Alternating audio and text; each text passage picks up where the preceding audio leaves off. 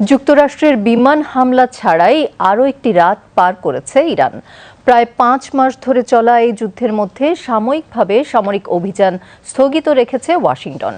সূত্রের বরাতে খবর দিয়েছে মার্কিন সংবাদ মাধ্যম দ্য নিউ ইয়র্ক টাইমস ও অ্যাক্সিওস।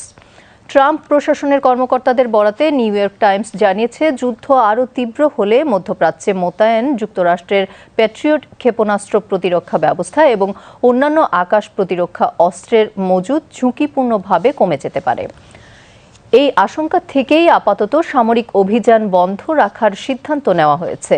প্রতিবেদন অনুযায়ী শুক্রবার ট্রাম্প তার শীর্ষ উপদেষ্টা ও মন্ত্রিসভার জ্যেষ্ঠ সদস্যদের সঙ্গে বৈঠকের পর ইরানে হামলা স্থগিতের সিদ্ধান্ত নেন।